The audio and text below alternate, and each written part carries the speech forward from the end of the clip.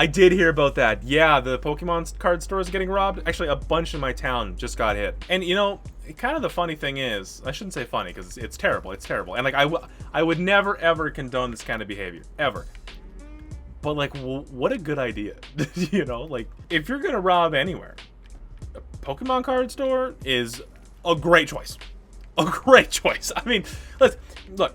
When people are thinking about like what stores they should rob, I think like the go-to in everyone's mind is like jewelry store, right? I mean, you know, with a jewelry store, so much of the inventory just like fits in your hand. You know, you just pick it up and shove it in your pockets and bounce, right? And it's super valuable. But you got to think long term here, right? You have a bunch of stolen goods. How do you actually liquidate, right? How do you actually sell all of your stolen goods? And it's with jewelry, it's kind of tricky, right? Because people who are buying high-end jewelry, like, they're not looking on Marketplace, right? They're not going to trust some fucking bozo who's selling it on eBay, right? What they end up doing is they steal all the jewelry, they melt it down and sell the metal. And that's kind of tricky to sell, like, just like as an idea, like, where'd you get 2 pounds of fucking gold from in this day and age, right? Like, it's only so long you can do that before it gets really suspicious. With Pokemon cards, though, dude, getting rid of your stolen inventory has never been easier. Ever. I mean, look, go to a store, take 50 cards in a bag, it's worth like 200k. And how do you get rid of that? How do you make that legit?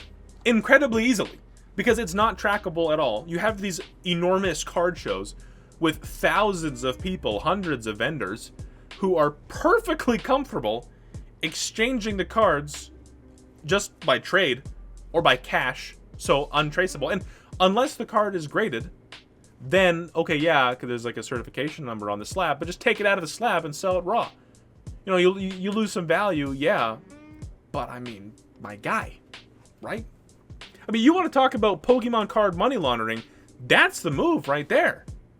That's the move. Yeah, I'm a prolific card trader. I made $100,000 flipping Pokemon cards. I opened a $8,000 card from the $6 pack, and then I sold it for $7K. That's where the money came from. Pay your taxes on it, send it, and call it a day. Honestly, the whole system is very open to abuse.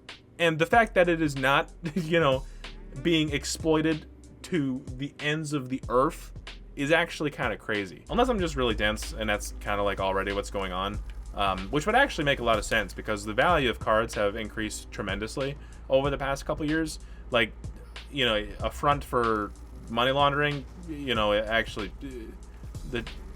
maybe I'm exposing something I shouldn't be exposing here. Maybe I should shut my mouth.